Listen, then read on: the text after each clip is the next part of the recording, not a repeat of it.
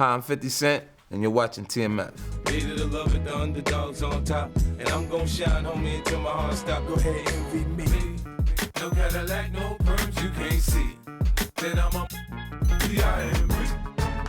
You can find me in the club. 50, welcome. Good to have you here, man. I'm happy to be back. I talked to you 4 years ago. A lot of things have changed since. Absolutely. And where does a guy like you right now, like being such a mega super rap star, where do you chill out? Well, in the house, if I have time, you know what I mean? A lot of times I spend the majority of my time in hotel space, different hotels, because it requires for me to travel. I've been on vacation for exactly 3 days. 3 days? 3 days on vacation since in the last 4 years. Oh, shit. Because I love it, and even if I said I retire, like some people think Eminem is retired because he's home. I mean, but at some point, you know, he has Haley. I know sometimes things may not always make sense to you right now. You could get lost in how much you enjoy music and the actual lifestyle that you look back at your life and you realize that you forgot to raise your children. Haley, I know you miss your mom, and I know you miss your dad when I'm gone, but I'm trying to give you the life that I never had. I can see you sad, even when you smile, even when you laugh. I can see it in your eyes, deep inside you wanna cry. You know, you forgot your kids. At home, you look back, she's 16. You come home at a Sweet 16 party and be like, what happened? She's grown, she got a boyfriend, she's moving out. You know what I mean? Like, before you know it, she's going to college and everything, so. How old is your son now? You slow down. My son is going to be 11, October 13th. Do you get a chance to see him often? Well, as much as I possibly can when I'm, you know, in New York, in that area. And, well, actually, he stays in Long Island. I take you to the candy shop. I let you lick the lollipop. Go ahead, girl, don't you stop. Keep going till you hit the spot. Whoa. Do you think sometimes people tend to forget what you are as an MC, and then people tend to forget your lyrical skills a bit and see you as a commercial big hit, you know? Yeah, well, you know, because they see those big hit records, they forget the groundwork I laid to get there. Exactly. You know what I mean? But to me, I think the people who really appreciate it are people who are conscious of the art form totally. And they're aware of it, you know, but there's some people that just recognize the commercial hit because that's all they're actually exposed to. The first hip hop legend that actually, you know, taught you a lot of things was Jam Master Jay, rest in peace. Absolutely. Run DMC. What did you learn exactly from him? Like, well, Jay, my whole experience with him was a learning experience. You know, I came at him at a real early stage. He actually was the first time I ever been in the studio with intentions of recording a song. I was in there with Jam Master Jay.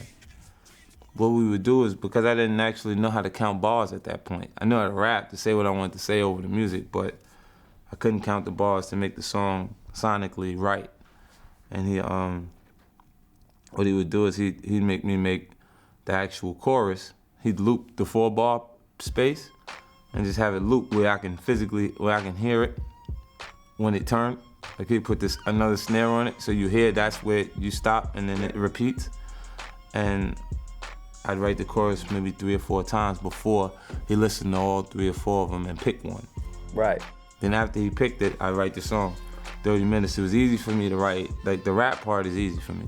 Right. You know, at that point, he was conditioning me to actually write the chorus. All a nigga really need is a little bit. Not a lot, baby girl, just a little bit. Could you take us back to the first moment you remember you were like, yo, I made it? I had a moment like that when I felt like I achieved everything I was after, and it was really early. It was like after the second week sales of Get Rich or Die Tryin', because it's almost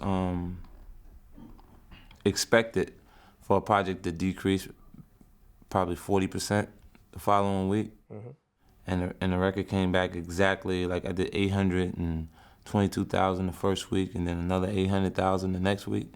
So it was almost incredible for me to be back at that same number again. It was like, wow, I was on the tour bus. I remember to myself feeling like I need to remember how this felt because it would never feel like this again. You know what I mean? Like, 'cause it was for the very first time and the energy was so high because I was new. Like, it was different. I don't know what you heard about me. What else you can't get a dollar out of me? Yeah. Could you tell the people of Holland and the viewers in Europe especially what you've been up to since the movie came out? I did a little bit of touring afterwards because we released the soundtrack to Get Rich or Die Tryin, and then following that we released Lloyd Banks' follow-up album, Rotten Apple, and Young Buck's Straight Outta Cashville. And now it's time for me to release my third album. Now life is made, said I ain't even got the rap, I'm filthy, man. Straight to the bank with this. I'm laughing straight to the bank with this. The new album, Curtis. What's the reason you named the album Curtis? Well, it's my third album. It's a perfect title. So my name is Curtis Jackson. I'm actually Curtis Jackson III. My grandfather's Curtis Sr. His firstborn is Curtis Jr. And I'm his first grandchild. My mom named me after my grandfather, and I'm Curtis III. So it's my third album. Work it out, and work it out now. Could you tell us a little bit about the record? Who's on it? You got interesting guest features? Or? A song called Follow My Lead. I actually wrote the song. It's me and Robin Thicke. Wow. We worked together. A song called All of Me. I wrote that entire record also. It's me and Mary J. Blige. Me and Akon. And I worked with Timbaland on this album. Timbaland and Justin Timberlake on a song called Ayo Technology. You'll be hearing it soon. It's my next single. She always ready when you want it. She want it like an info. The info, I show you where to meet her. On the late night till daylight, the club jumping. If you want a good time, she gon' give you what you want and what you want. Man, this album, I didn't isolate myself to just G-Unit, Eminem, and Dr. Dre's production. I went out and got the best possible producers outside of Eminem and Dr. Dre because they are the best producers. You know, he's such a perfectionist. Sometimes he critiques himself over, he goes too far on himself. He makes great music. Like he'll make a hit album 8 times before he releases it. You know, and just because he's that critical on himself, but the end result is always great. Like it's phenomenal when he actually releases it. But the time period that the general public is waiting for it, like he get up and go to work every day. Early. Like he comes, studio, do what he got to do. He got so much music playing in the computer that I go back and be like this. Number 4, I need that one.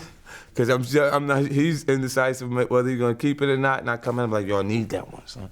No, I got what it takes to make the club go out of control. Good plan, turn the music up a little bit. You've achieved so many things, man. Like the movie with Jim Sheridan, the clothing line, the video game, the mineral water. Man, I can go on forever. What is a new challenge for you? What can we expect from 50 Cent as an entertainer in the future? Well, I think ambition is a part of a person's character, isn't a learned behavior. You know, so I'll always be looking forward to move to the next level, and as different opportunities open up for me, I'll explore them. Like, so I can't put a limit to how far I can actually go, but in the future, they should look forward to me being part of a film project with Robert De Niro and Al Pacino, or Respectable Kill. And after that, I won't be on the shot clock. I'll be able to have the luxury of making music the way Dr. Dre makes music. Hey, thanks for the interview, man. And when the TMF award comes, best new rap artist, 50 Cent. Favorite rap artist, 50 Cent. Hottest rap artist, 50 Cent. All right? Eminem ain't here, so I gotta win. Hey. Work it out, and work it out now. Work it out, work it out.